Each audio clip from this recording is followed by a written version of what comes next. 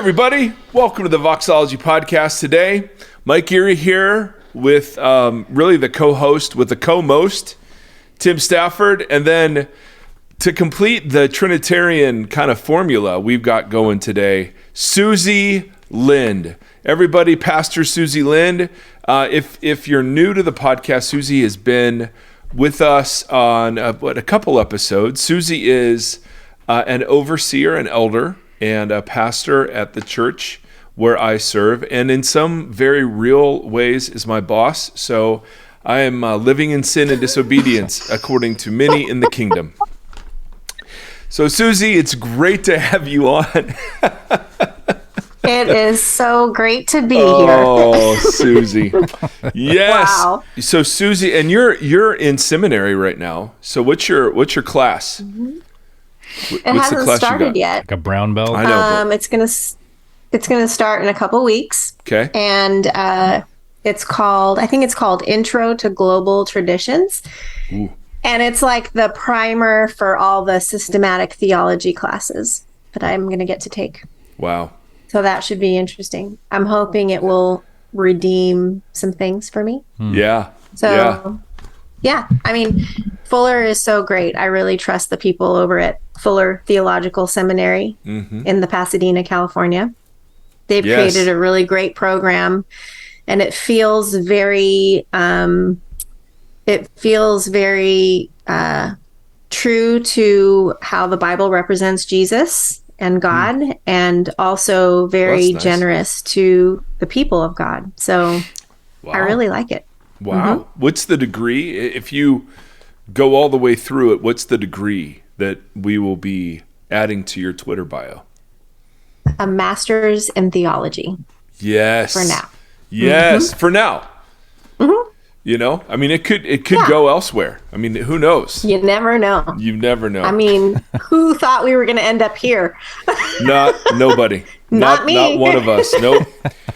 No. And Susie is originally from California, served at some bigger churches there, moved to Nashville, and you've been here 6 years, right? 7. That's what I said. 7 years. 7 years since 2015. Yes, you are due a Sabbath year. If we're following Levitical law. A Sabbath from Nashville? No, just a Sabbath from life. The land should lie fallow, so that'll be great. Yeah, I'll take that. Timothy John, have you started teaching again? Oh yeah, we just finished 3 weeks. Okay, what's the assignment they've got this week? 2 classes have to write narrative essays. The other class has to write an expository essay. Ooh, are they given prompts, my friend, or are they their own prompts? Nope, I allow them to write anything they want. They can pick their topic. It just has to be has to be a narrative topic for one, expository for another, and so forth. What level do you teach, Tim? It's 101A, 101B at the university. Oh, cool. So it's like the composition classes that everybody has to take. Everybody's favorite class. Yeah. Yeah, so let them no write. English majors. No English majors, right. This is just general ed. Yep. But I gotta say, man, you would be probably the coolest professor ever. Yeah. If I showed up in sure. a Christian college. I try to make it fun. If it's interesting for me, it's interesting for them. Right. And then vice versa. I want them to be interested in their paper topics, because then I have to read all of them. So if they get to pick their topic, it makes it better for me. Yeah, that's fair. Better for you, better for me. And Tim, what's the latest? There are fires ablaze every August and September, like clockwork, in Northern California. If you go back to last year's episodes at this time, we're talking about the fires. Yeah. But this time they were close, right? It's pretty close. It's about 17 miles from here. The air quality index today is 400. It's just smoky outside. So we're just watching it. You know where we don't have fires today? And the Everywhere other than Northern California? Well, I was thinking Tennessee, my friend. Yeah. You have a face for Tennessee. I'm looking at Canada. I wrote an article on how you and Ozzy Osbourne are leaving the country. I don't think we can take both of those happening at the same time. I was reading an article on the oceans rising and how most production is going to be happening, like food and everything else is going to be happening in like Minnesota, Michigan, and then central Canada. Mm-hmm. In the next 100 years or so, that's going to be, the coasts will be kind of obsolete, and then overcrowded countries will be looking, and the middle of Canada is pretty empty. So I was like, well, let's just buy up some property now. Yeah. Maybe head up there. Yeah. Yeah. I like Canada. I like Canadians. My husband was born in Canada. So he then had to, I know, he was a dual citizen until he turned 18, and then he had to give it up. And really? Now they've changed. Yeah, but they've changed the law now. So he could, pursue dual citizenship, and he's seriously contemplating it. He should do it. In case we have to, he should do it. And you never know. Yeah. Just put a spot out there for some tents, and we'll bring some tents. There you go. I like that. A compound, if you will. Yes. Yeah. So we're super optimistic over here at the Voxology podcast about the future of life. A little bit of existential dread hanging over everything. So today, Susie and Tim, if we haven't beat this horse enough, one more week of culture war emails, responses, and then I've got some content to get through that I'd love your opinions on. Susie had to make special effort to listen to the last 2 episodes, which was minorly hurtful. I assume that all of my friends listen to the episodes the day they drop, and I'm really disappointed to find out that's not the case. Well, when your friends have to preach because you're doing other things, we don't have time to listen. Oh, snap. Fair point. So there's that. Yeah, there is that. Okay, well, I'm going to move on, ladies and gentlemen, to some emails, because that was very true. So this... But I am going to say that after those last 2 episodes, I am with Tim. Oh. Whoa, Team Tim. I'm on Team right. Tim. That's right. Nice. Yes, we have very much a Twilight division happening in the Voxology audience. Team, who was the werewolf? I don't know. I didn't watch those. And then Team Vampire, right? Wasn't that it? Batman. No, come on, guys. Twilight. Nothing? Yeah, Batman. Wasn't he the vampire? Oh, Robert Wasn't Pattinson. Yeah, kid? Patterson. Yeah. I don't know. I never saw it. I just know there was a werewolf and there was a vampire, right? And they were at war over Bella's heart. And I read the first book when it came out, and then I did not go forward. I never got into it. I read all the other ones, all the other series that came out around that time that were similar, but that one I just couldn't. Yeah, I started it, but then 50 Shades of Grey came out, and that was, Oh, gosh. That's more your genre. Yeah, so just kidding. So to clarify. So Susie, why are you Team Tim? I mean, besides the fact that he's far more handsome and intelligent. Because first of all, I'm an Enneagram 3, and I really like being effective. That's the first thing. Okay, that's fair. That's totally fair. All right. I find great joy in being effective, but I think, I mean, if I understood what you were trying to get at, Tim, like there is this like, something in me that wants to do something and be a part of something that is going to bring about change that looks like kingdom, that looks like Jesus. Yeah. And so, I mean, I saw both sides for sure. And I just kept feeling like there's got to be a way for both. And it all depends on how you understand, what your definitions of faithful is, what your definitions of effectiveness is, and all that. But like, I take voting, for instance, like I think a lot of Christians don't, some Christians, maybe not in the last couple of years, I don't know, but some Christians don't think that it's really of any kingdom value to vote because we don't put our hope in that, all the different reasons, whatever.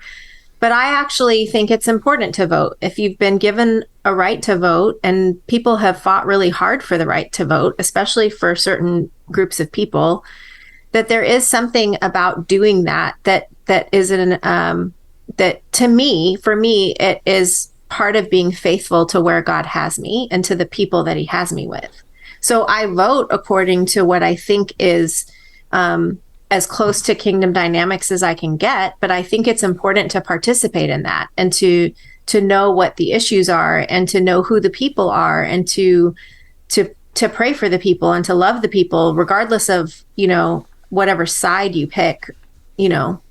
There's got to be a way to cross over that. So I guess I felt the angst that Tim was feeling of like wanting to do something, to participate in something, to like move and embody some sort of action or way of being that would provoke something toward the kingdom.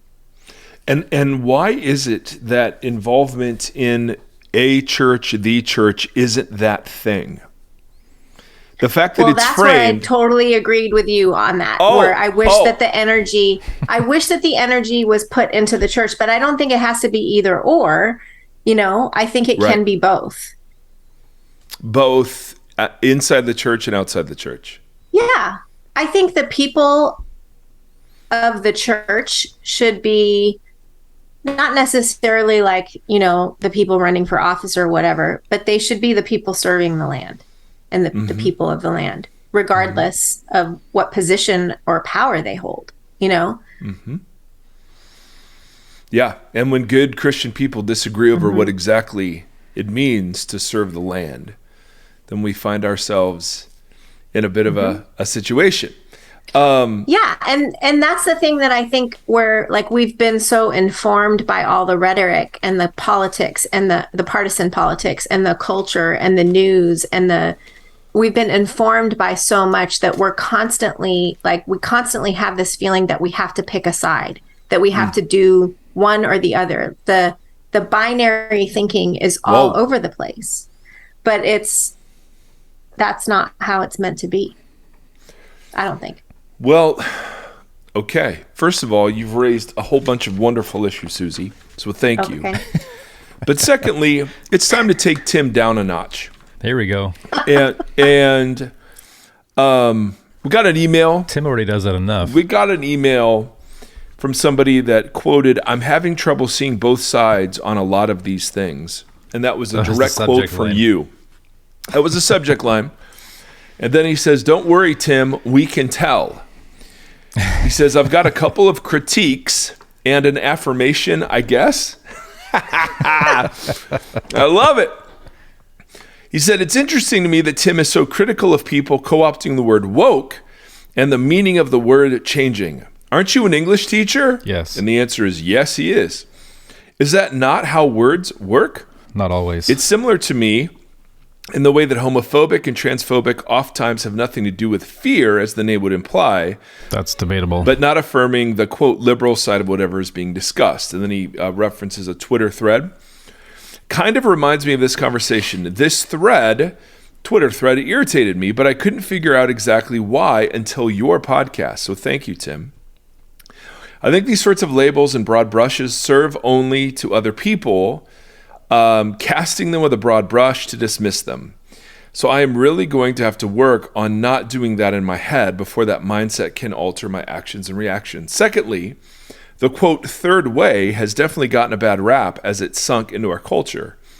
Properly, I think it would describe what Mike has been harping on as being outside of the political divide and saying this is what the church stands for rather than picking specific issues to, quote, claim for God. It definitely gets used more as a cliche now to dismiss any judgments from either side about politics. So, Tim, consider yourself critiqued. Here comes the affirmation. I just want to thank you for your show. I have really benefited in my outlook of the church on seeing people from a dramatically different perspective, wrestling with a lot of the same feelings I experience. I generally find myself continuing to disagree with you guys, but I actually really appreciate it. It's good to see people and hear from other listeners as we try to center around our love for Christ and each other as we work in the world. How great is that? That to me is literally the best compliment we could get. Hey, I disagree but I enjoy with everything. Yes. Yeah. I mean, isn't that what we're trying? I mean, the whole point of the podcast has been that. So I enjoy reading the critiques we get, and there are a couple of me that I've not yet received permission for. There's one that begins, have you listened to yourself? And, and the answer is no. I do not. Go back and listen to myself. Dear Lord. I have to every week. I know. And Tim, that's the editing process. Just listen back to the things I said out loud and be like, oh, okay.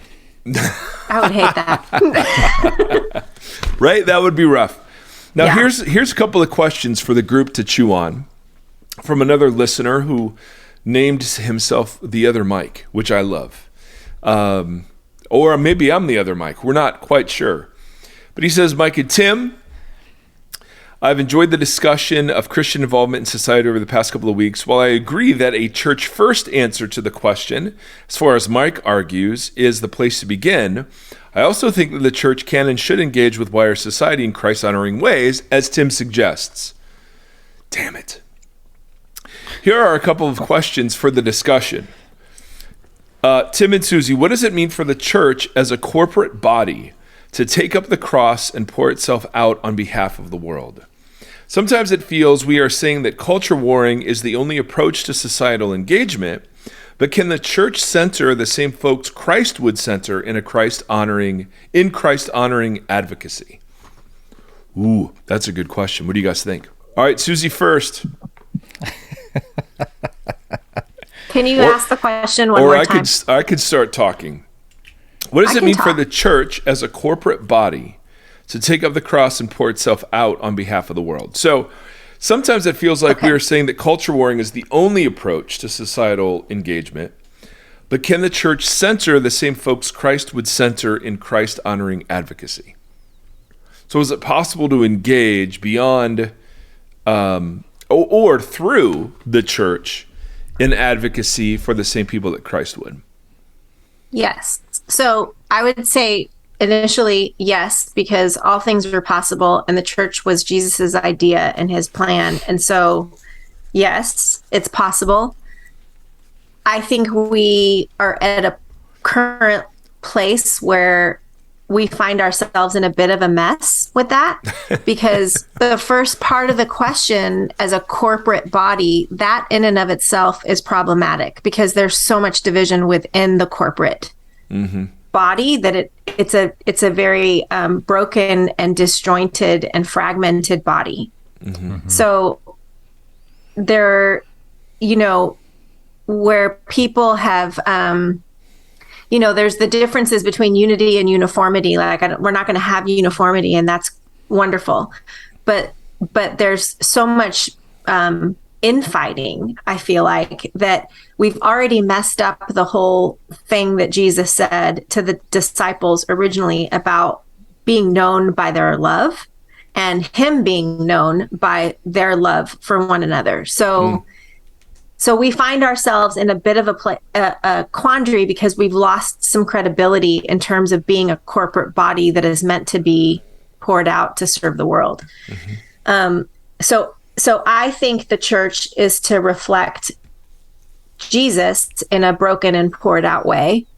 But our brokenness is, the shards of our brokenness are pointed to each other, and there's not, it's hindering our ability to pour ourselves out for the world, because it feels like as a corporate body, we're more the louder voices, and this is not everybody, because it's not everybody. I know that. But the louder voices that are being heard and remembered are the ones that are being broken and poured out for themselves. Come on, that'll preach.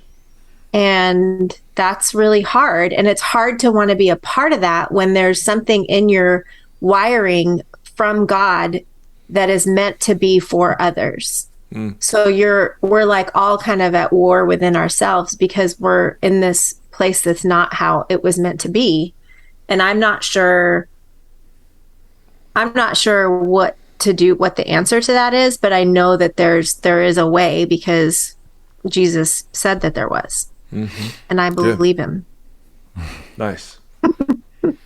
Nice. Yeah, watching it just everything makes me think about, and this was the quandary and the conundrum with the last 2 weeks, about how immediate your community is and how the role the church plays within that immediate community. So like right now with the fires, it's a lot of the churches that are opening up for families to come and stay, to park RVs, to provide food and clothes and kind of just those kind of needs for all these families that have been displaced. And so you see that, and there's a subconscious thing that I think a lot of people in the community expect that.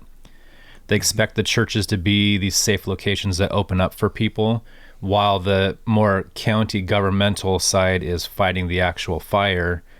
And I think that makes a lot of sense. It's hard to do that on a corporate level. It's easy to do that on the communal level if the churches and the pastors and those people are focused on doing that kind of stuff, on loving their community in that way. We got an email recently from a pastor or somebody who was checking in, who has been practicing the center set thing within their church, and was giving us like an update on it. Like this is how this has been going and whatever. And I think that's really interesting. If we saw a lot more churches that were like, hey, we're just going to focus on this, we're going to be this change here. And if that started to happen everywhere, you'd start to see these ripple effects that kind of went through on a larger scale. But I mean, just this morning, there was like a whole thing with Brian Houston, the Hillsong guy, like kind of trying to clamor back to gain his power back and ranting about cancel culture. And then the pastors underneath him kind of ranting on it as well. And it is that, like, how'd you say it, Susie, pouring yourself out on your own behalf or whatever, or like that you see this like grasping. And we had a lot of conversations this week over text message about like Christian nationalism leading to looks like it's leading to violence, an advocacy for violence on behalf of the church and stuff. And so we see that on the corporate level. So I agree. I don't think you can have a corporate response. I don't think we're capable of it. Well, if corporate just means a group, then we're capable of doing it very locally. Yeah, on a very small corporate level. Yeah, absolutely. Well, and again, which is more important, faithful or effective? Right? In that instance, faithful to me is by far the most important. That we're modeling the alternative to something, and whatever small, whatever common denominator we have to boil it down to find a group of people who agree. I don't think that's a bad thing. So absolutely, I think that in that case, it is faithful is effective. Yes, and that's my point. Is that the most effective thing the church can do is be faithful to her identity as the church. Yeah. And that identity is cruciform, exactly in the manner that Susie is describing, that we are to be broken and poured out. And what's that mean? Well, you go to Philippians, and we've talked about this before. To be on a cross means that you had the rights and privileges that Jesus had as God, and yet he did not use those or exploit those to gain more, but relinquished his rights and privileges. It took on the most humbling form that you could imagine, and then humbled himself further by suffering a torturous death. And God's validation of that way of life was to give Jesus the name that is above every name, the name of Yahweh. This is Yahweh's very own life manifest through Christ. And that the church then becomes the place where rights are and privileges and power are relinquished for the sake of self-sacrificial love. That's the corporate witness. Well, how does that look? Man, it looks like tiny little bitty things, like letting RVs stay in your parking lots and gathering food and blankets and clothing, which aren't so little to the people who need them.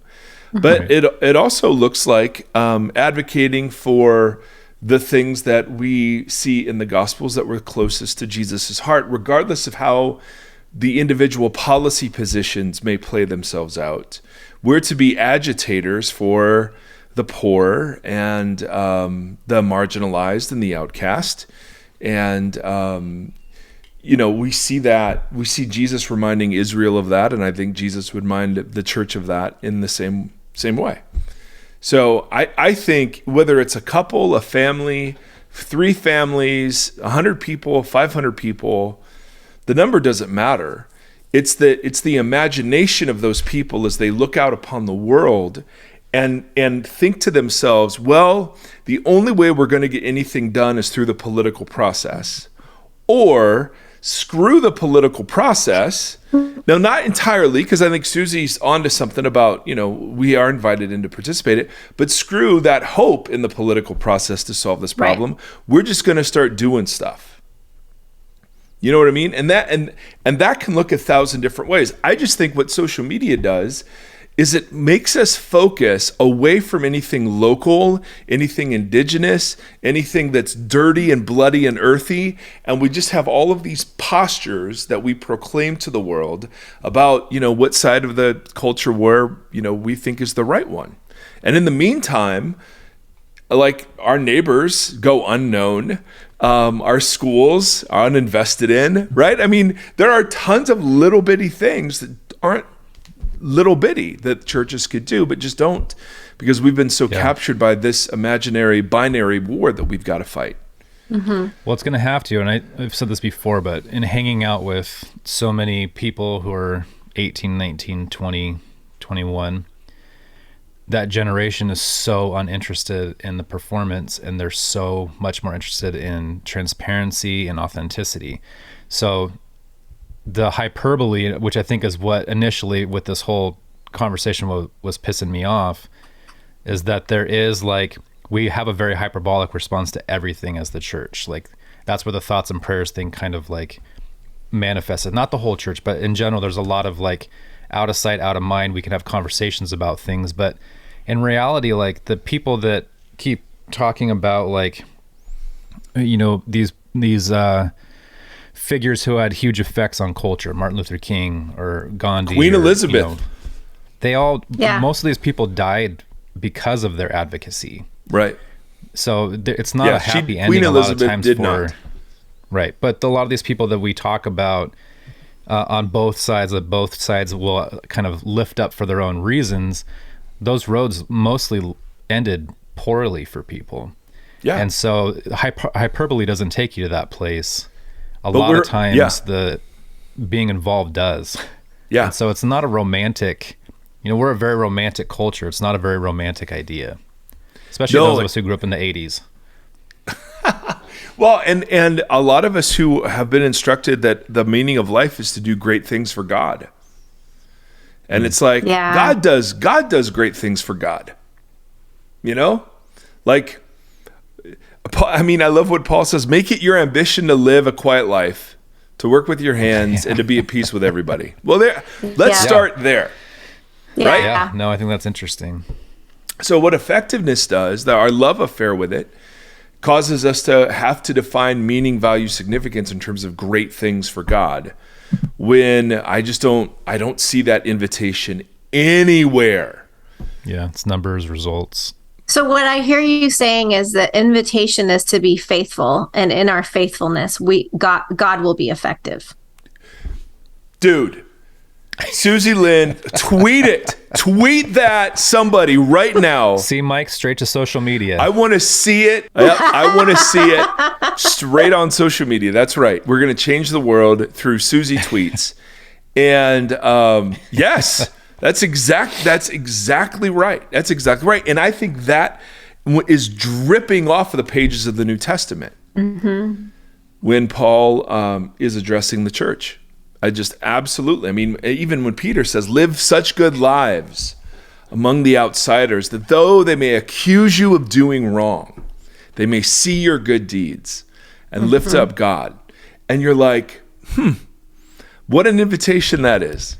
So yeah, those guys' lives didn't end well either. Right, which is why Jesus uses the whole carry your cross image. Right? Take up your execution chair, guys. Take up your lethal injection. I mean, that's right. All right, man, you guys rock. Tim, did you have an?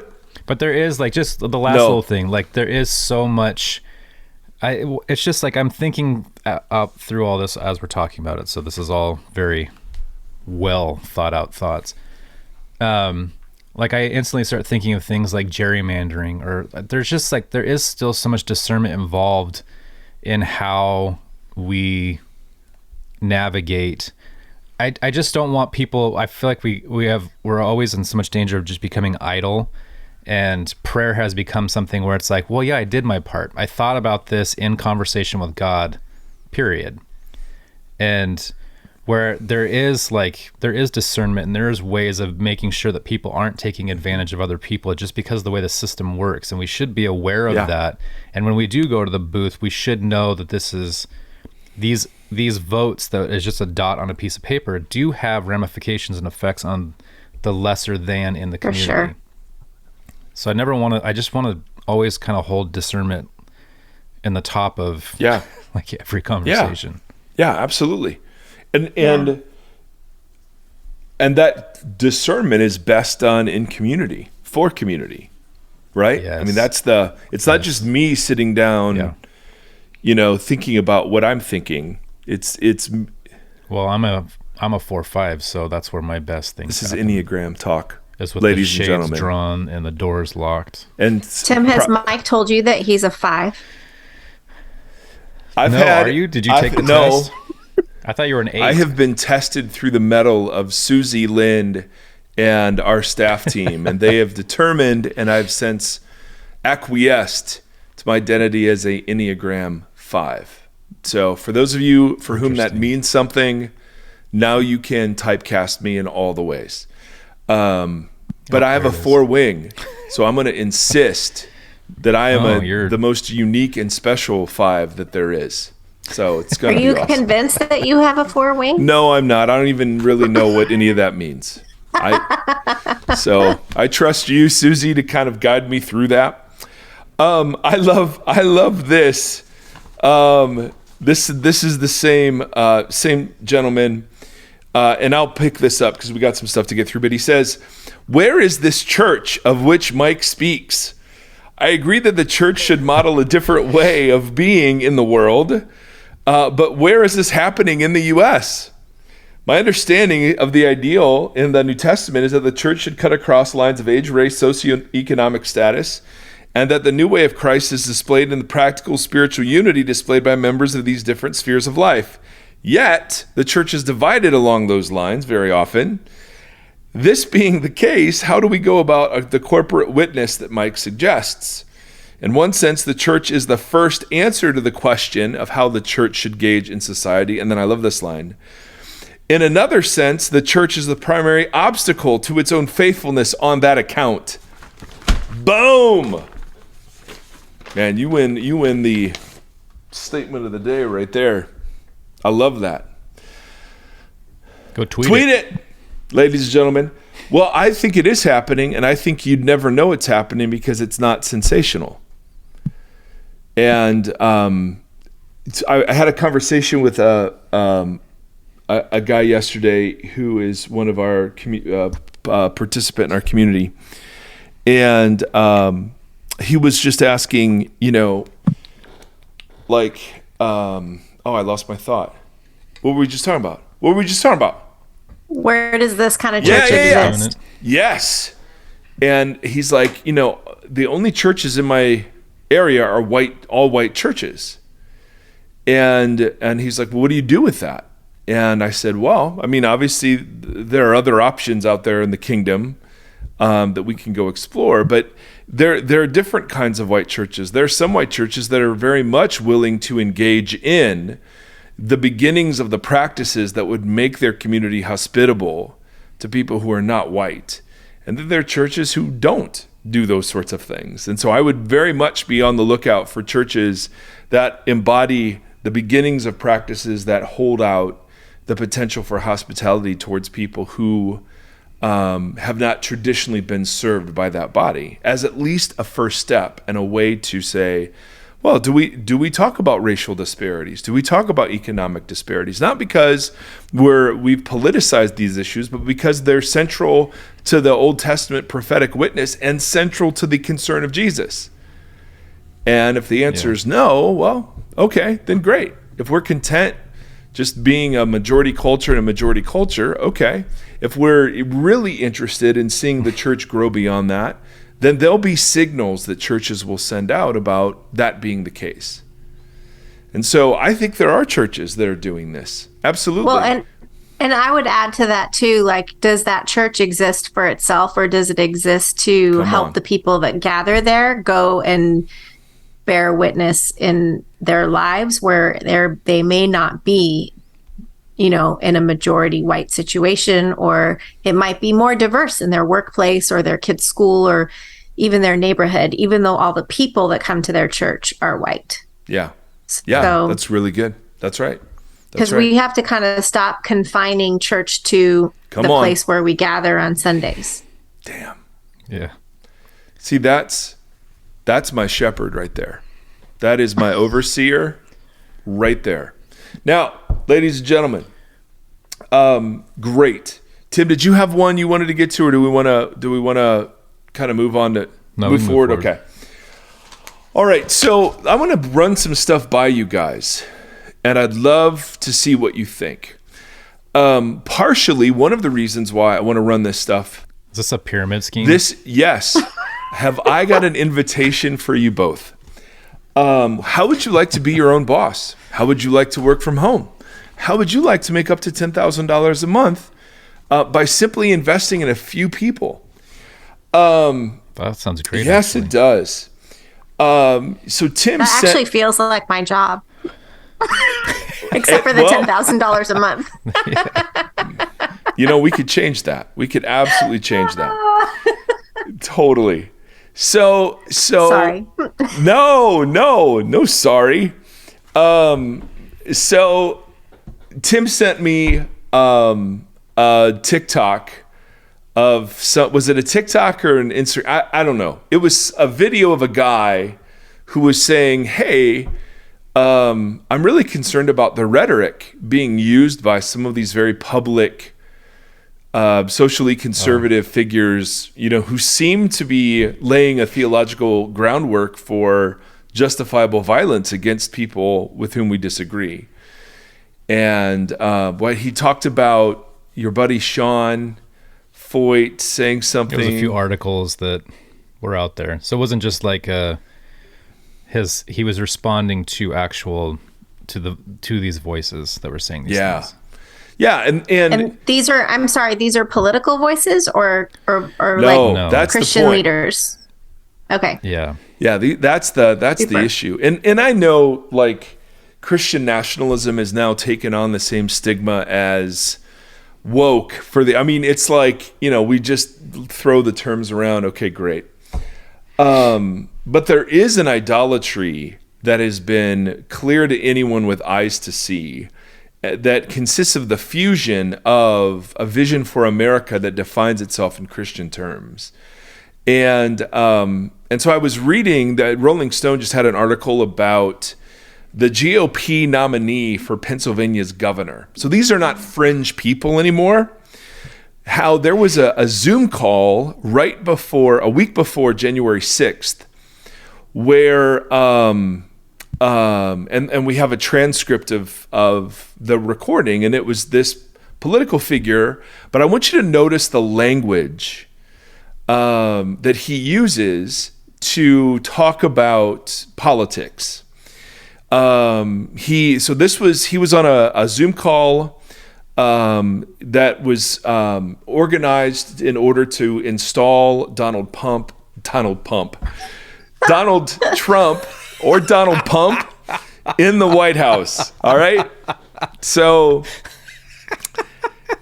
he invokes Revelation. We know that we overcome Satan by the blood of the Lamb and the word of our testimony, and not loving our lives unto death, which is a fascinating picture of being martyred for Jesus that's now being hijacked to reinstall a political person. He said, we remember 1776, our Declaration of Independence, speaking God's truth and word over what would become the United States of America. He tied Pennsylvania to God's divine plan, from the Battle of Gettysburg to the fate of Flight 93 on 9/11. God, I pray that you would help us roll in these dark times. We fear not the darkness, that we will seize our Esther and Gideon moments. We're surrounded by wickedness and fear, dithering and inaction, but that's not our problem. Our problem is following your lead. And then he prays for January 6th, and he says, I pray that we will seize power that we've had given to us by the Constitution, and as well by you providentially. And I was sitting there going, oh, wow, what? And again, you can argue, and the issue isn't whether or not you're a fan of the former president. We've said this 1,000 times. That's not the issue. The issue is the dressing up of this particular moment in Christian symbolic imagery that is blasphemous, utterly blasphemous, and absolutely anti-Christ, right? And not only that, so this is the guy running for governor of freaking Pennsylvania, which I thought, okay, my goodness, that's not a fringe, that's not a fringe figure. Then there was a pastor from the church that Brian Houston spoke at, arguing that if you misunderstand God's call to take over the nation, then you don't understand the heart of the gospel. And there was one more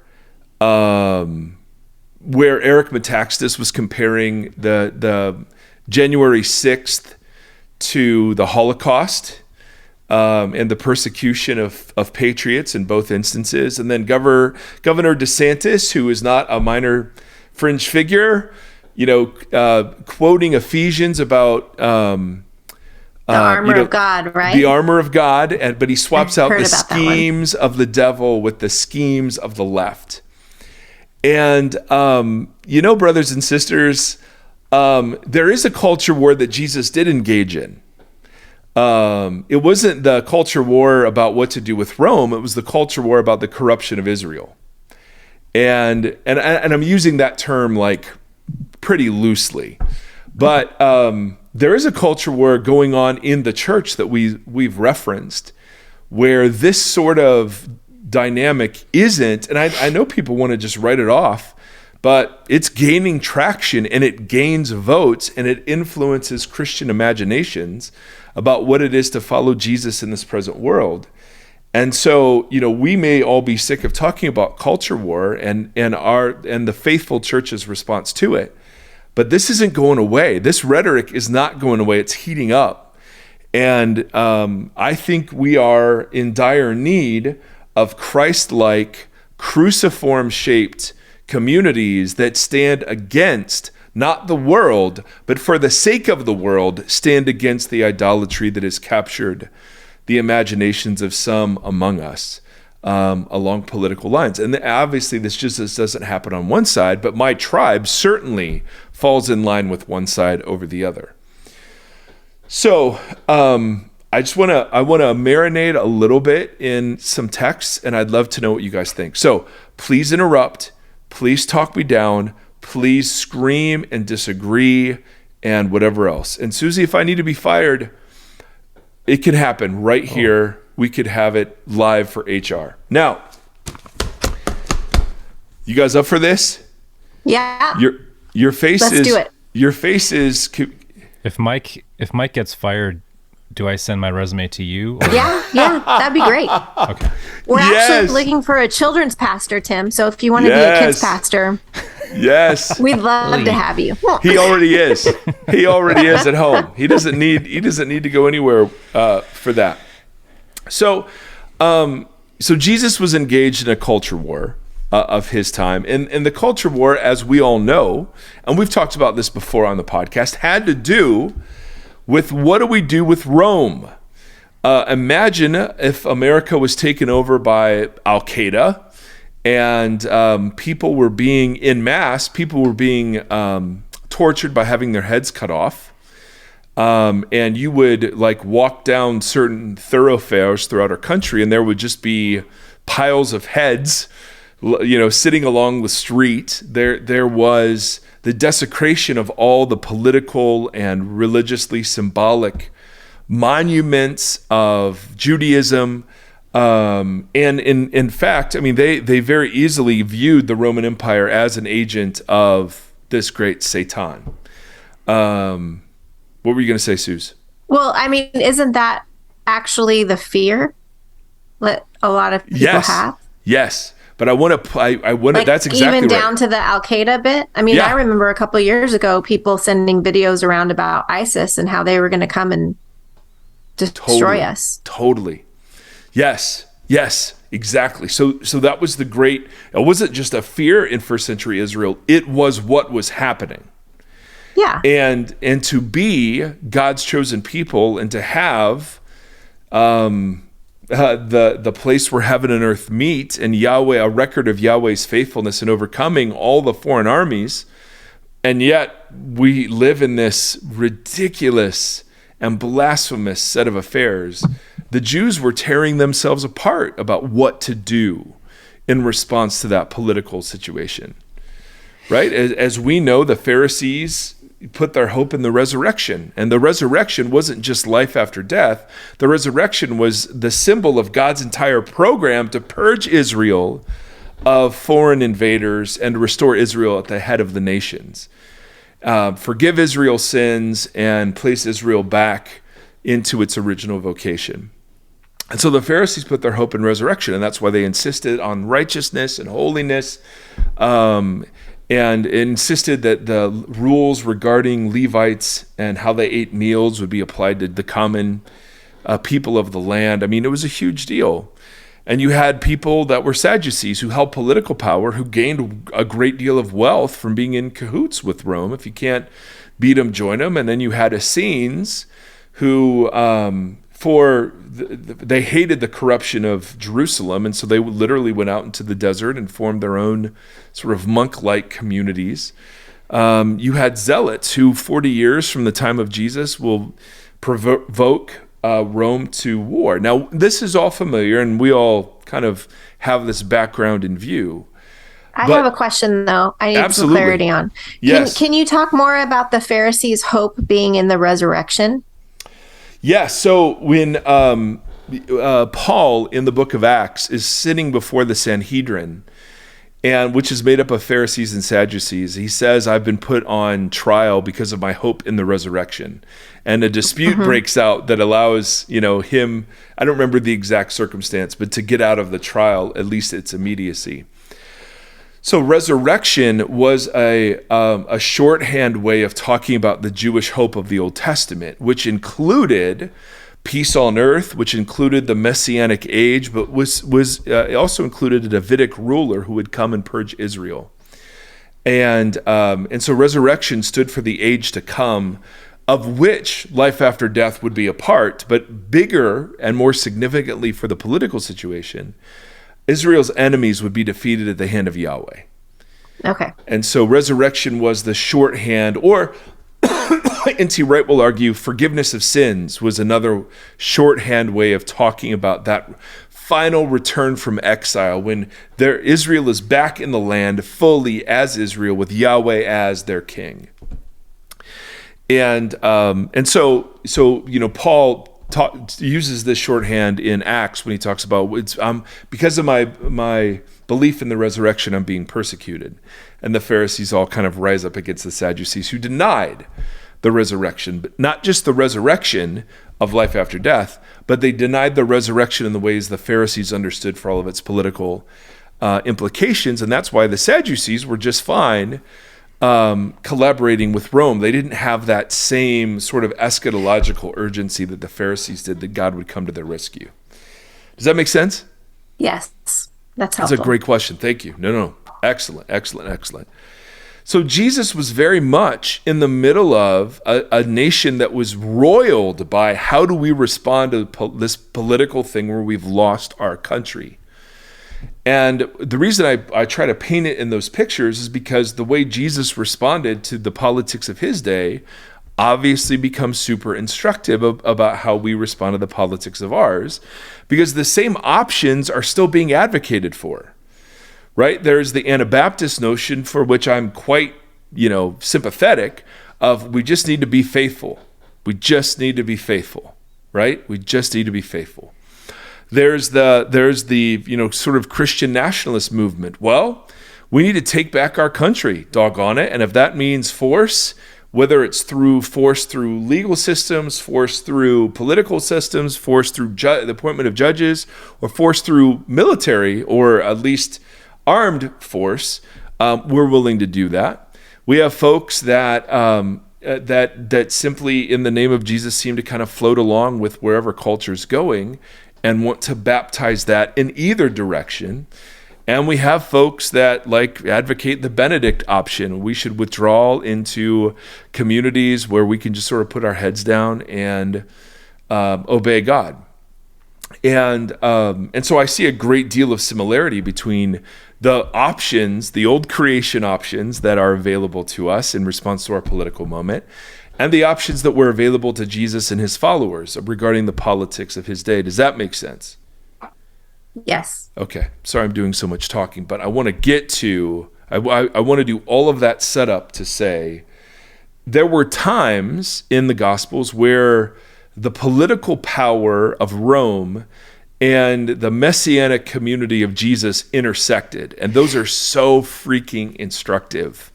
So I'm thinking particularly of John 18 when Jesus is appearing before Pilate, right? John 18:33. Pilate then went back inside the palace. He summoned Jesus and asked him, "Are you the king of the Jews?" Now, king of the Jews here was political. That's a political title. And Jesus responds, ever helpfully, "Is that your own idea?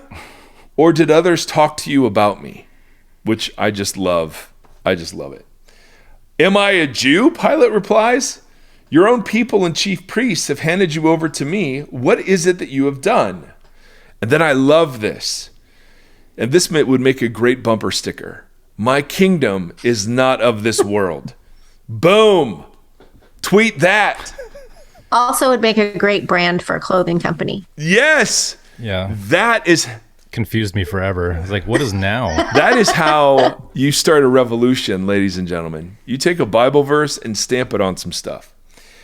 My kingdom is not of this world. If it were, my servants would fight to prevent my arrest by the Jewish leaders. But now my kingdom is from another place. And one of the things I just want to notice is that he's not saying his kingdom has nothing to do with this world. He's saying his kingdom is not of it. It can't be defined by it. It doesn't play by the same rules or conform to the same values and priorities of the world system, right? That is a massive difference. And even he says, "But now my kingdom is from another place," implying that at some point it won't be, which I love. But notice, he's not saying his kingdom isn't political. He's saying how his kingdom is political. And the one thing he identifies is that if my kingdom were of this world and like the kingdoms of this world, my servants would what? What do? They'd be fighting to keep him from being arrested. Yes, that's it. That's the defining characteristic of the politics of the kingdom versus the politics of the world. My servants would fight, right? And to me, I mean, it couldn't be clearer in terms of the trajectory than this goes. Because what does Peter do when they come to arrest Jesus? Right? What's he do? Well, naturally, the normal dynamic is to fight.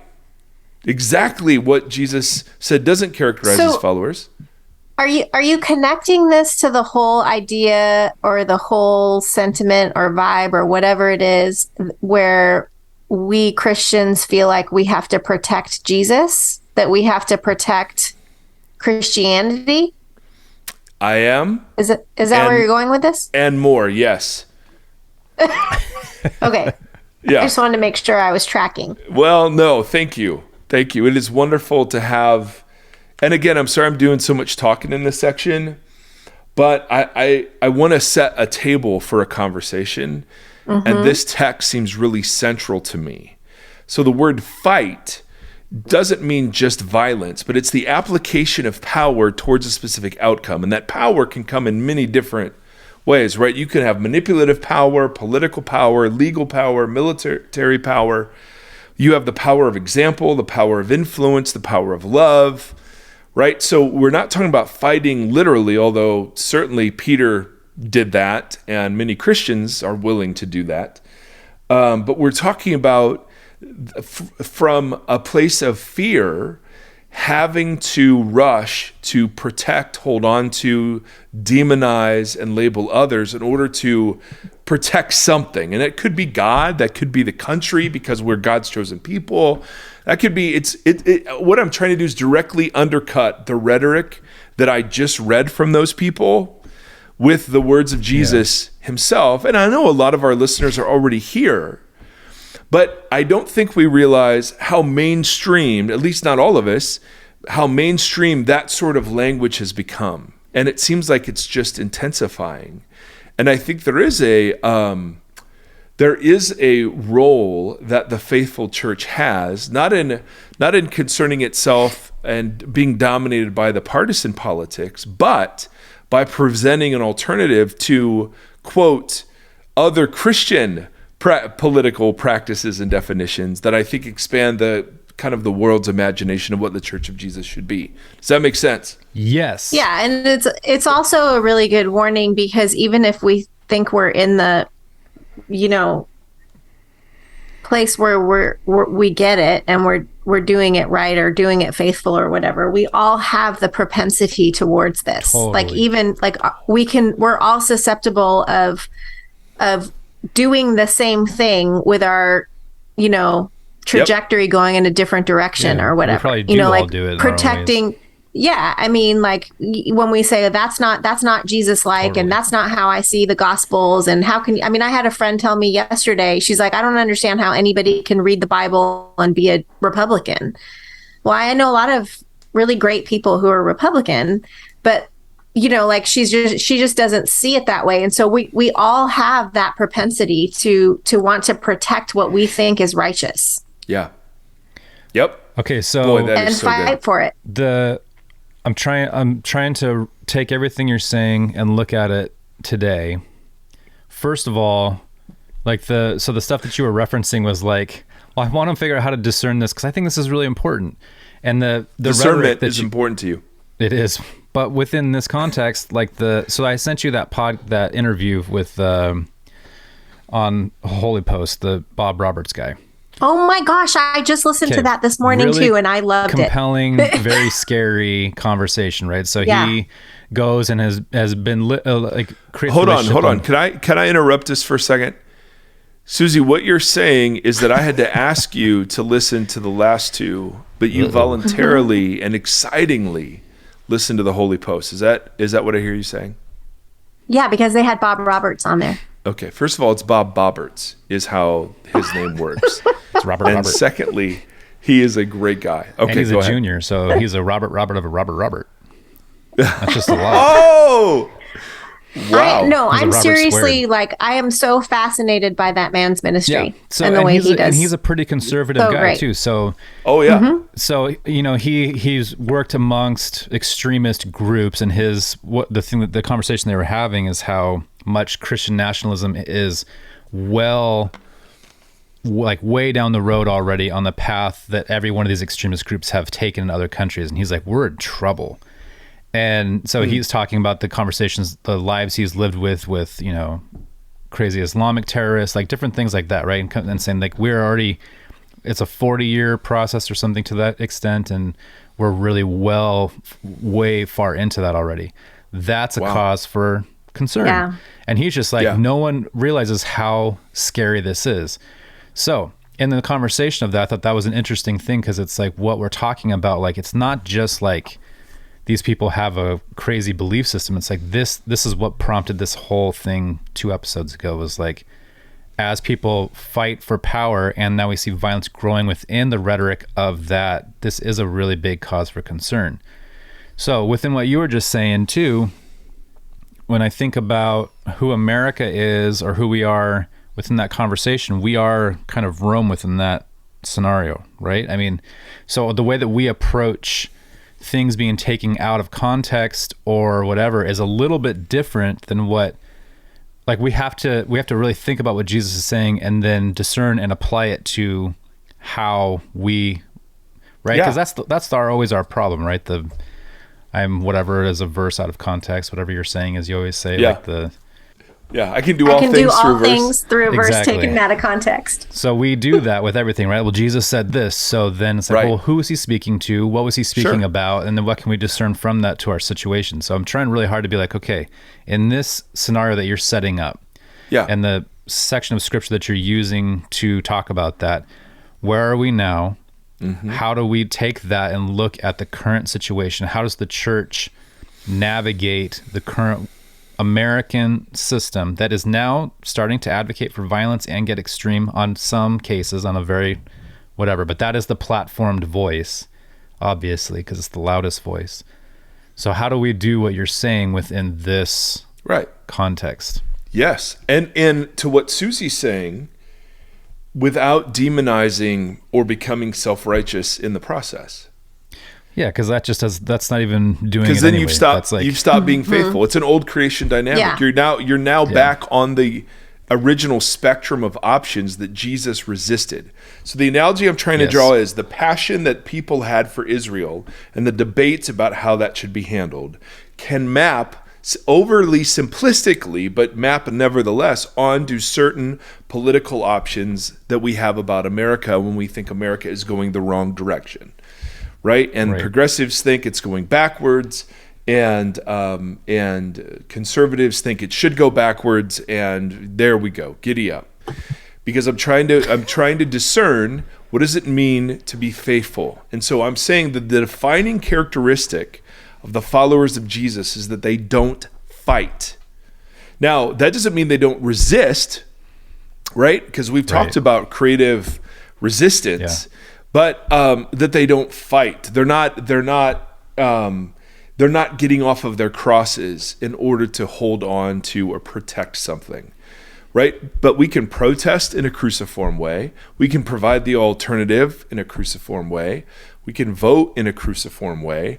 But we have to unlearn a whole bunch before we get to that cruciform way, because we're just been discipled to look at everything politically. It's like the thing that was so dumb about when Biden forgave student loans is that I have conservatives thinking that's a horrible idea and that everyone should carry their own load, and then progressives quoting, Levitical passages about the forgiveness of debts. And the temptation of both sides to rush to the Bible to provide a proof text for their point of view is what is the most concerning part of that whole thing to me. Yeah, it's a large voting block on both sides of the fence. Yes, and it's just like this isn't what the Bible's doing. The Bible is mapping a symbolic universe that plays by an entirely different set of rules. And so of course I'm called to engage. But my primary concern isn't what's happening in the world. It's what's happening in the church. And I can go on the troll route and just constantly virtue signal, or I can be a prophetic witness like our friend Shane and some of the other great people that we've talked about.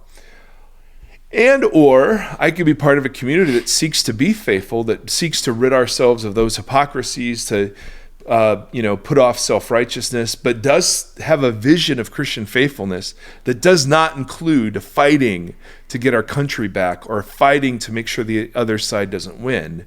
We've given up the other siding of human beings altogether. Does that make sense? Yeah.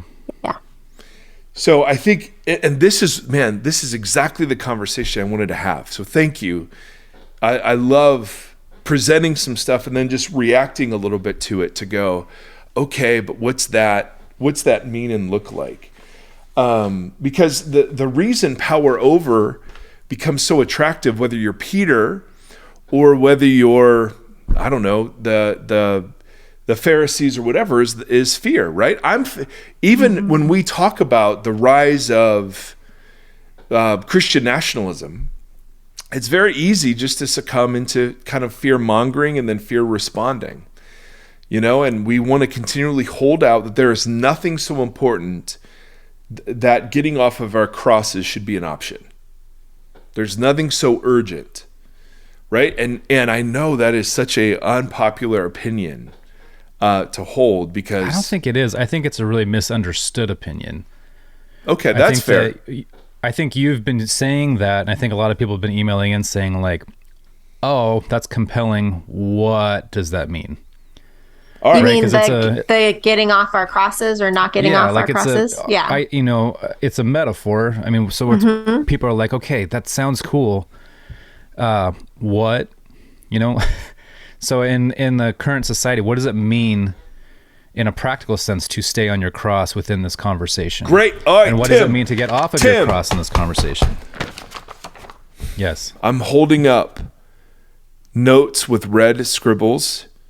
Yes. That is attempting to begin to answer that question. And I'm eager to see what you think of my thoughts. So I want your thoughts to respond to my thoughts. We're thinking about thinking. We're thinking about thinking.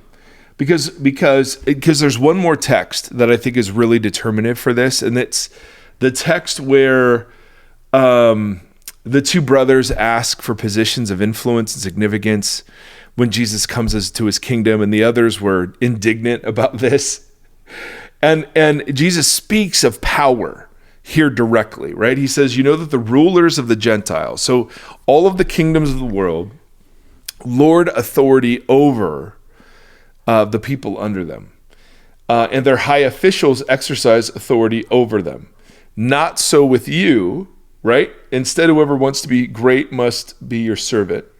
And whoever wants to be first must become your slave, just as the Son of Man did not come to be served, but to serve and to give his life as a ransom for many. Right? So you have the complete flipping upside down of the use of power. The problem is we think that there is something so urgent we're willing to get off our crosses and exercise power in non-Christ-like ways. And the way we exercise power would be labeling and demonizing and feeding our minds fear-based information that causes us not to live with generous blessing and hope, but really destructive infighting and labeling. We value our American citizenship so much that we're willing to, kind of tarnish our kingdom citizenship for the sake of it. So the issue is, okay, so how do we hold this? So here's some thoughts. First of all, there's a fundamental difference between the kingdom of God and the kingdoms of this world and all of the kingdoms of this world. And that is the use of power and the understanding of power and authority, its place and its role, and the willingness of the communities to exercise it in a way that's labeled fighting. All right? And that is a fundamental distinction. That doesn't mean, however, that all the kingdoms of the world are equally as bad. So I would much rather live in the American version of the kingdom of the world than I would want to live in other versions of the kingdom of the world, right? So it's not wrong to look at the kingdoms of the world and think, hey, this one, I'm more of a fan of this one than I am the other ones. The problem comes when we take the one we're a fan of and we equate it with the value system of the kingdom of God, which fundamentally confuses what God's kingdom is and what it is to be a current nation state. Makes sense so far? Right. Yeah. So which is the difference between being a patriot in the 2016 to 20 sense of the word, and being proud and grateful that you live in a country that allows you to exercise liberty and certain freedoms and things like that, depending on your position. Yeah, right? Exactly. Yes. So I'm sorry to interrupt you. Go ahead. No, it's okay. I was just because you're somebody who's critiquing the current state of affairs doesn't mean that you hate your country. Correct. And that's what we've made it. But you're saying, what I hear you saying is like it's not a bad thing. The kingdoms of this world, some of them are like nice places to live. Well, yeah. I mean, they're all fundamentally not the kingdom of God. So they all have their problems and they all have their idolatries. Right. But when I hold that kingdom of the world as higher in value and more dear to my heart than the kingdom of God, then that's when I've slipped into whatever nationalism. The pyramids seem pretty cool. Mm-hmm. Yes. Yeah, exactly. Until you realize who built them. Right. But so the kingdoms of the world aren't all equally awful, and to have affection for your neighbor, it's just so hard for that not to turn into preference. That God has, come to redeem humanity, but really we're most interested in the humanity that's just like me. And that's something, just real quick, like who's the pastor that I texted you and asked you about in New York? I don't remember. Rich. Oh, yeah. Yes. And listening to him talk about, I was asking about a book that he had written, and but he has a very, very, very diverse church. Mm-hmm. And so to listen to him talk about like how as a pastor, the importance of diversity, just for what you're saying, like there's many wonderful things. And Susie, you talked about some of them in one of the emails did too, like asking about like, where is this church? Well, one of them is apparently in New York, but in Queens. Like, what the diversity offers the community, but also what it offers this conversation, because it forces you to think about, you're literally in close proximity to people of dramatically different socioeconomic situations, different racial backgrounds. And so they all bring all that in. And so a conversation or a sermon on immigration all of a sudden has a very different, like, it just brings so much, I don't know. So it's really, you see what it does to the accountability of the pastor. You see what it does to just what it is to find the truth of a message, because the diversity demands it. Yeah. And I think that's really interesting in this regard. Yep, absolutely.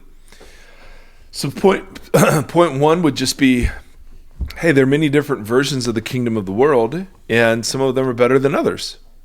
True.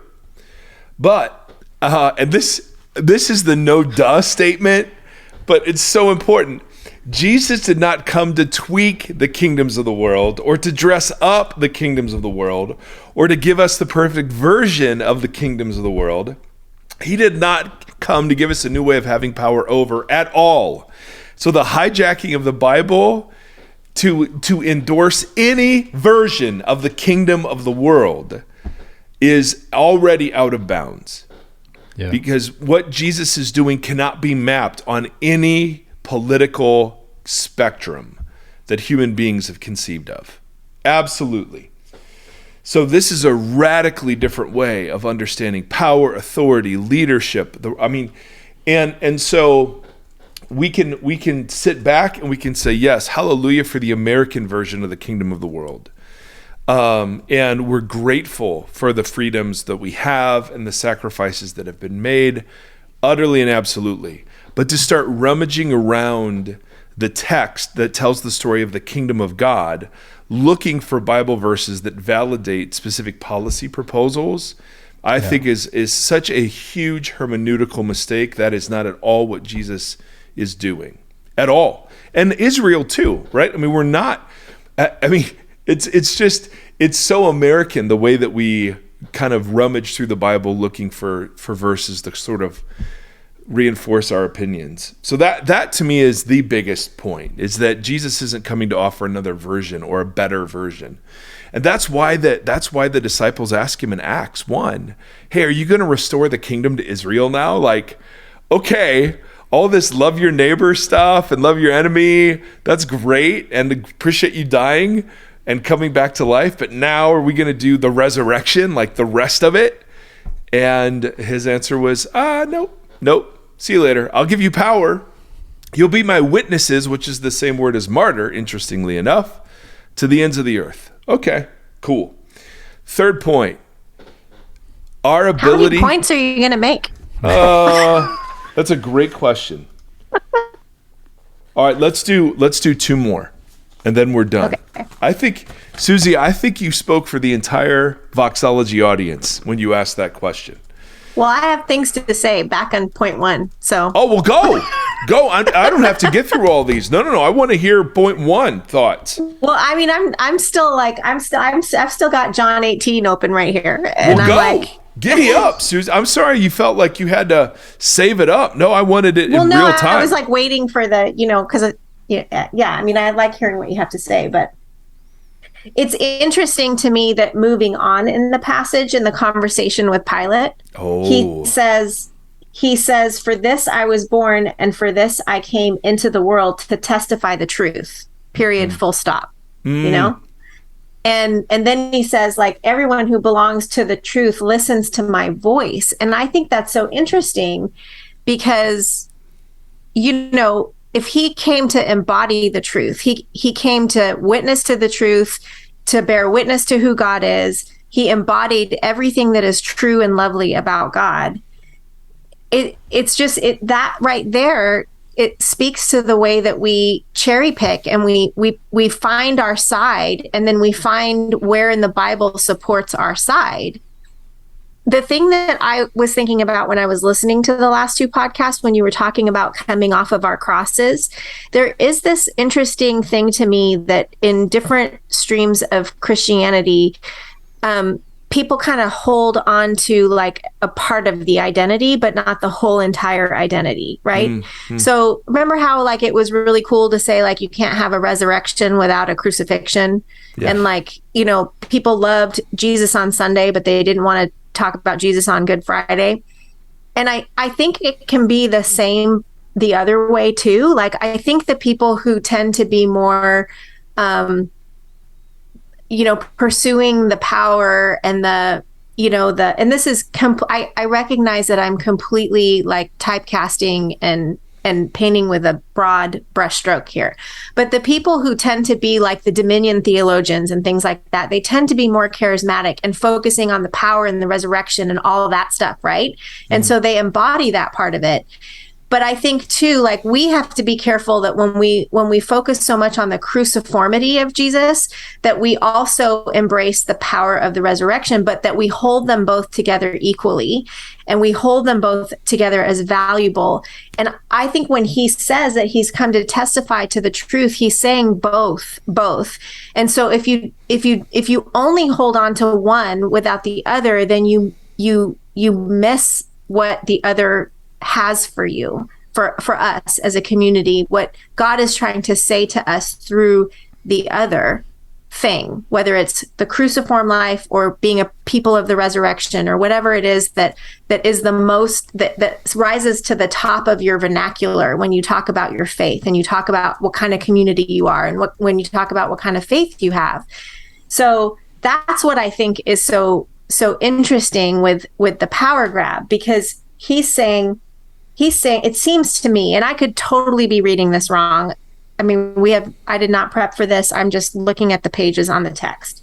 It seems to me that he's saying to Pilate, when Pilate is asking him, "Are you a king?" He's saying, I came to bear witness to the truth. I came to show all the things, you know, because don't the people, I guess this is a question, don't the people who think that, you know, we're to rule, you know, all the kingdoms of the earth and have all that power, don't they use the creation narrative in Genesis to support that by the rule and subdue language?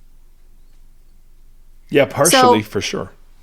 Partially for sure. But even in that, it's like when Jesus came to witness to the truth, he's showing that to rule and subdue a kingdom isn't to have power over, but to serve, right? And so even in that, we just take the one piece that we think was important and we make it all about that. So I don't know if that connects now because we moved on from it a while ago, but that's what was. Oh, that's you can cut good. that whole thing. Yeah. I don't know. No, Susie, heck no, man. I mean, what I'm hearing in that is it's very easy in Christian circles, no matter what side you find yourself on, to sort of emphasize one thing to the exclusion of the others. Right. And you're not picking up, like, it is fascinating to me what were the conditions that led Jesus followers to vote for the former president after 4 years of having him in office. That is interesting to me. They obviously, something is being tapped into that needs to be understood, right? And I know there are other people who, well, how could you consider yourself a Christian and vote for Biden, Harris, and hallelujah for all of those wonderful conversations. But what was tapped into was fear, right? I mean, he was capitalized. I mean, I don't know if it's okay to say this, but it seems like he was really counting on the fear that was evoked, right? Well, my opinion is that he does very much play into fear of certain social classes in America. Yes, I do, and I also think, the other side does too, and that's how you raise money. For sure. So the whole thing is drenched in fear of the other and fear of the other getting power.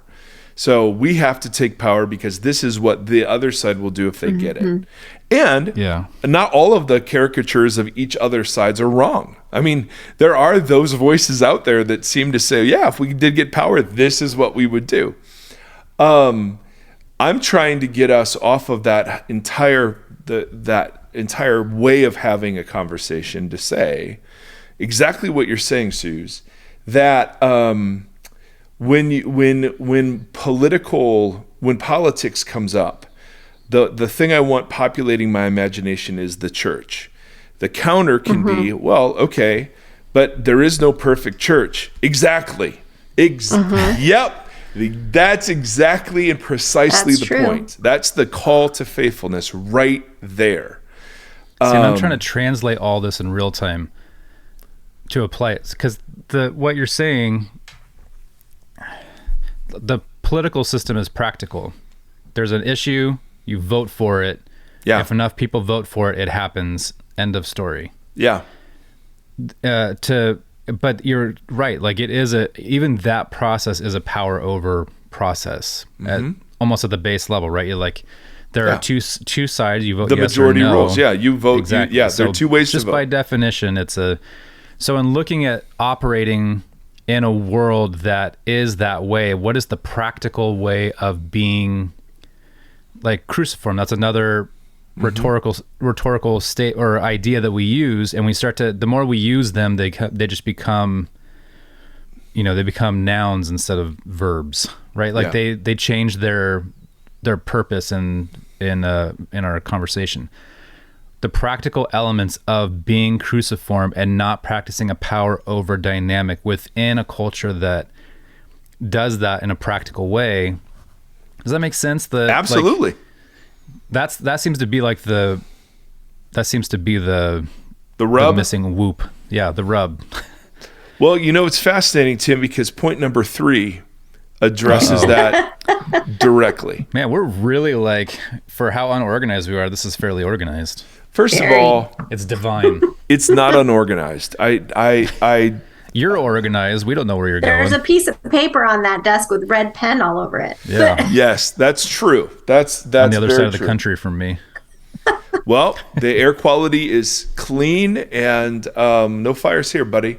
Except the fire of the Lord. Degrees in my office right now. Fire of the Lord pouring down on the snake handlers. So that's what I'm talking about. So yes, we're invited into a process that results in power over some group, right? Because we're voting, and there will always be a loser in every election, correct? So point 3, and here, I know what you're going to say. This isn't practical. Okay, well, I think it is. Your ability to vote is not your unique calling or vocation as a kingdom of God person. Your participating in the democratic process is not your unique authority as a kingdom of God person, right? So soon it'll be a theocratic process. Well, your ability to influence how the sword is used is not your unique ability in the kingdom of God. So here's what I mean by that. I want to relativize the political partisan process in saying that. In other words, for far too many of us, our political identity is more important than the Christian one. Or the Christian one is fleshed out in almost exclusively partisan terms, right? So my participation in the American democratic system becomes an extension of my Christian identity, and I want to unhook that to say, absolutely not. So part of being cruciform is not primarily identifying myself with tribal labels and seeing others according to their tribal labels. The exclusive authority I have as a kingdom of God person, and the identity I have as a kingdom of God person, is a gift recipient person on the cross who is invited to stay up there and to participate in a process gently, kindly, and thoughtfully that does exercise power over, absolutely, but to participate as not an extension of my Christian identity, but rather having a vision for what a faithful church can be. So where I'm advocating for what I would define as the common good, even though people may disagree with my definition. In other words, how I vote when not in a voting booth matters more than my vote in a voting booth. So we've limited. How I vote every day. You're voting every day. So Right, okay. You're voting either for the kingdom of God or some version of the kingdom of the world by how you treat people, by how you drive, by how Mike Erre individually exercises power over people. I'm voting all the time, either for the upside down kingdom or just what's considered normal in the way that I parent, in the way that I'm married, in the way that I exercise work responsibilities or oversee people. I mean, all of those things are issues where I'm voting. So the fact that we lower our political involvement to a partisan identity that it gets expressed every 2 years or more in elections, and that small identity causes us to lose sight of the fact that we're always voting against the powers and the principalities. And that vote is far more important than whatever I'm doing in the freaking booth on election day. Right? I'm not saying it's not important. I'm just saying it's so small in comparison. If you really believe in justice, then how you vote with your life, money, and time is far more important than how you vote come election day. I'm arguing that we've reduced political involvement to partisan politics and little marks on paper every 4 years or 2 years. And I think that is a radically individualistic and shallow vision for what political involvement should look like. Right? It's a way that we shun responsibility and personal agency. Absolutely. Yeah. As long as I voted according to my tribal boundaries, then I've done my job. That's right. My job's done. And I'm saying, no, I want to relativize partisan politics to the point where my vote on an election day is a simple extension of how I see myself in my ordinary everyday life. So I want to vote for justice in my ordinary everyday life. I want to vote for a certain view of money. I want to vote for a certain way of understanding the world. I want to vote for the kingdom with how I make 1,000 little choices every day, right? And can I give an example just to make sure I'm understanding what you're saying? So, for example, if I lived in an area of the country where it seems like there's gerrymandering and redlining and all of that happening, rather than just holding out hope for election day to vote for the candidates who are opposed to that, then I might, throughout those 2 years leading up to the election, start working on helping people in certain neighborhoods get registered to vote and asking them ahead of time, canvassing those neighborhoods to see if they're going to need rides on the day of election so that they can vote or whatever.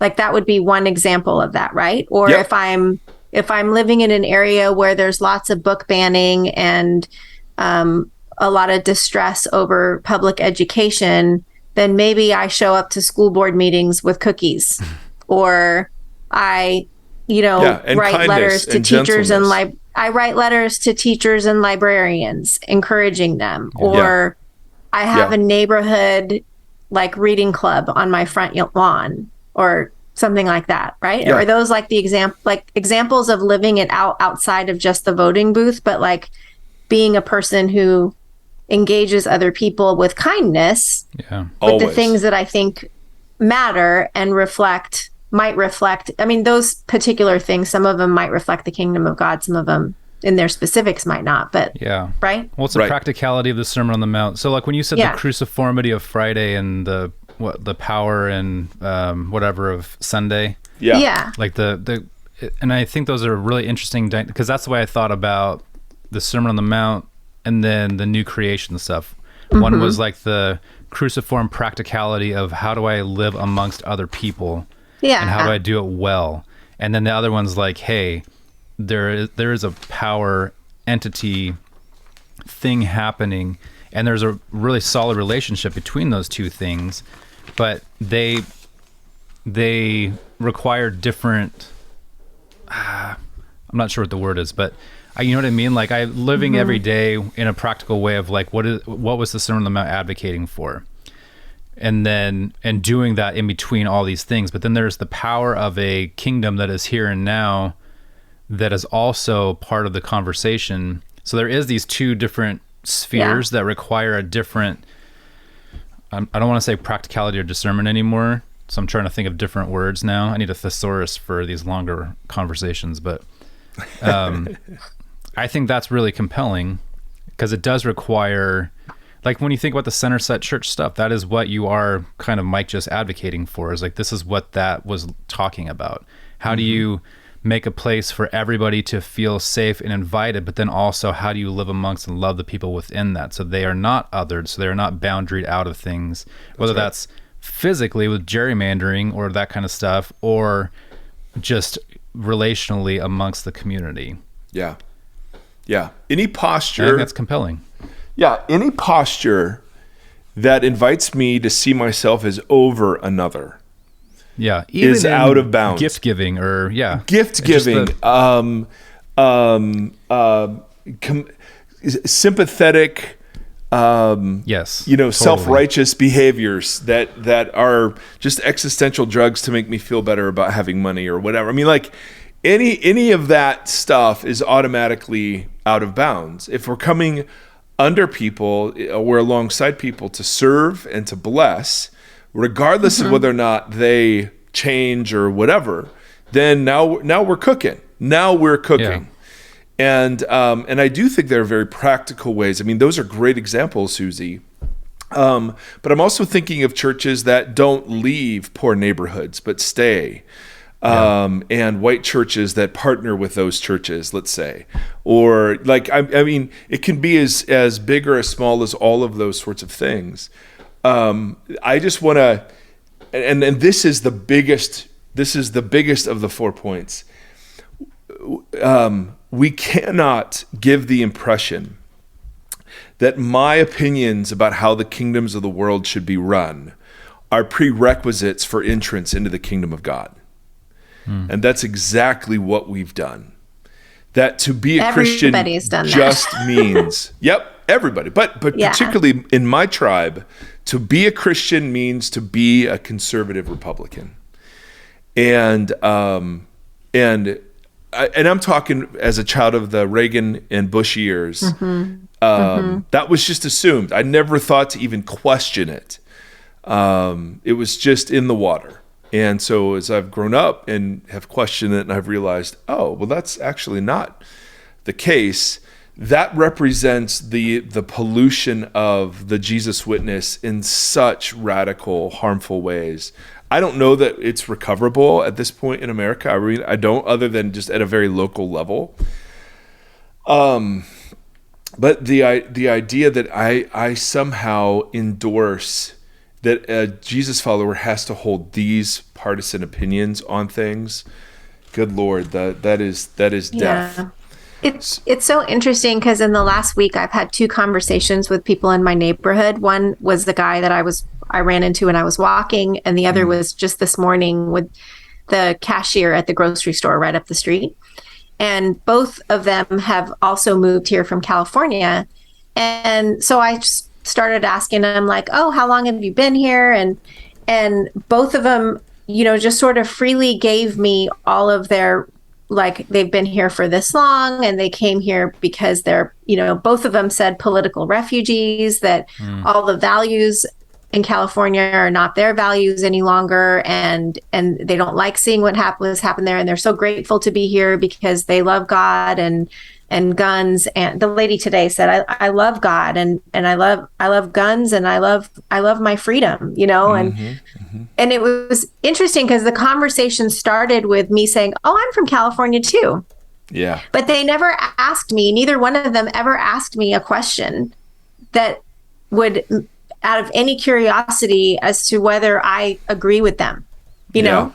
And there was just this assumption made that, oh, you're from California, and so you must have moved here also because of all these reasons. And they don't even, neither one of them knows that I'm a pastor. And if they could probably take that in two different directions, I guess. But, they might assume certain things because I'm a pastor. Yeah. And some of those assumptions might be right. Some of them might not. But I just think there's just such a lack of curiosity that is about people that has kind of made us into this, like, well, we just assume that everybody is where they are and who they are and with whom that they are with, without ever being curious that there might be some, nuance in that or divergent qualities that we're not expecting. I mean, I don't know.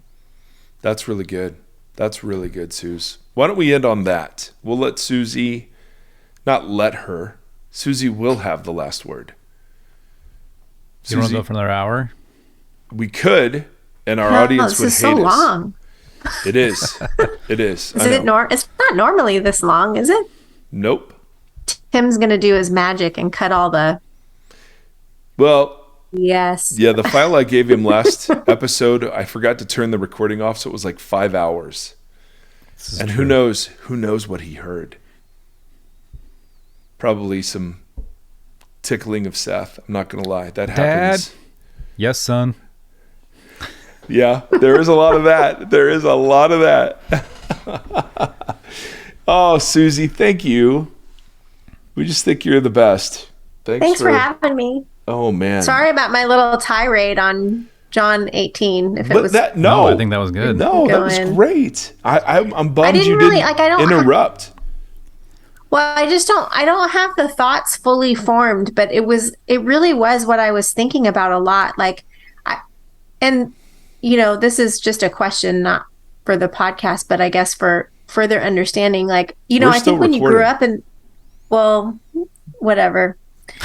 We're not turning this off. Goes. Like when you grow up when we grew up in the 80s and 90s, there was so much teaching I felt like I received on picking up your cross and carrying your cross, and the focus of that was on suffering and martyrdom, and that was when everybody was running to the abortion clinics and fighting, and it was a lot of that, and that was what they kind of focused on, it seemed to me, or what I received about the cross. And so that language, as opposed to the living a cross-shaped life language and the cruciform life and staying on the cross rather than picking up the cross and carrying it, it hits differently. Yeah. And I'm trying to figure out what it is about it that hits differently.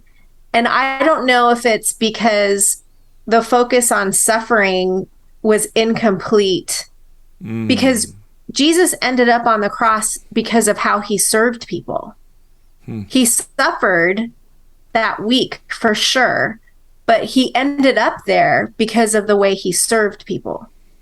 So I don't know. I think that's maybe where it's hitting differently, because the joy was in the serving people through his death and through his resurrection, because it was for the joy set before him that he endured the cross. And so there's just this thread of joy in there that I'm wanting to find. Mm-hmm. Well, I mean, if you practice life from if you practice, let's call it the politics of hope, as opposed to the politics of fear, you're already on an entirely different playing field. Yeah. So I'm with you, Suze. Carrying up your cross meant you're just going to suffer for Jesus. And now to me, it means my goal isn't to use what I've been given to, and my rights and prerogatives, to exploit them in order to gain more. They're to be leveraged in a kind of expended sort of way, to be a blessing to others. And I know all of that is super cliche, but what a radical reorientation of one's life away from my dreams, I'm just believing myself, blah, blah, blah, blah, blah, to, okay, so I have been given so freaking much. How does this self-expending, what does this look like in my life? And obviously part of that is how we engage in family or singleness or, students and work. But it's so much bigger than that. And that's where I think the political process is a super practical way, and we naturally make the tie between our Christian identity and how we should vote as Christians. And I just want to slow down that roll enough to go, no, I think the resistance of power over everywhere is the distinguishing mark of the kingdom and the children of the kingdom. Yeah.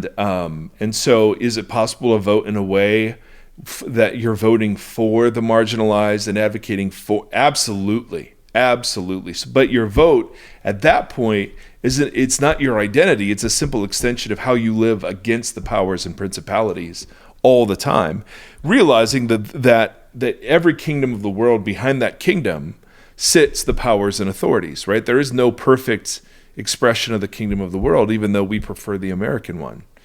So we're wise enough to not put our hope in that, but we are committed to the pursuit of justice enough that we do participate.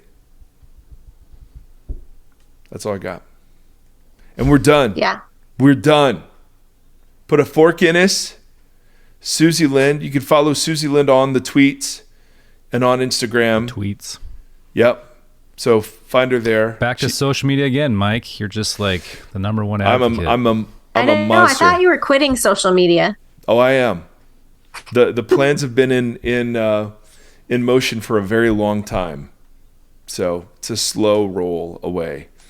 The problem is, of course, that like part of the job sort of demands it. And so how do we, allow people to connect and pay attention and listen to the audience and what's going on in the world without it? So that's where I'm trying to. Plus, wouldn't you miss Beth more if you got off Twitter? She's amazing. She is absolutely my favorite.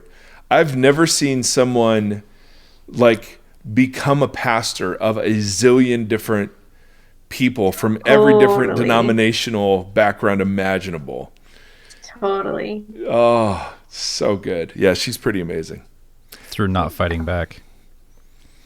Right? But she's resisting. She resists, but she doesn't. She resists in a really cruciform way. That's right. Exactly. Yeah. She doesn't fight. No. Oh, it's so refreshing. But she does do a really good job of responding to them with such great wit that is like... Yeah. I don't know. Yeah. Yeah. Very Jesus-y. Goals, people. Goals. What's that? That's all backwards. It says nevertheless she persisted. Yes. All right, kids. Thank you for having me. Yep. Thank you for being always fun. Absolutely. Susie, you're the best. Anyway, Voxology folks, thanks for putting up with almost 2 hours of nonsense. And evidently we need to go listen to the Holy Post episode with Robert Roberts. Robert Robertson and Robert Roberts. All right. Till next time. Bye. Thank you for listening to this conversation. Voxology is a 501c3 nonprofit organization that is supported by listeners just like yourself. If you'd like to partner with us, you can do so at patreon.com/Voxology. You can also join the community and hang out and chat with us on the socials. Facebook.com/Voxology Podcast and on Instagram @Voxology. Thank you for walking the long road with us.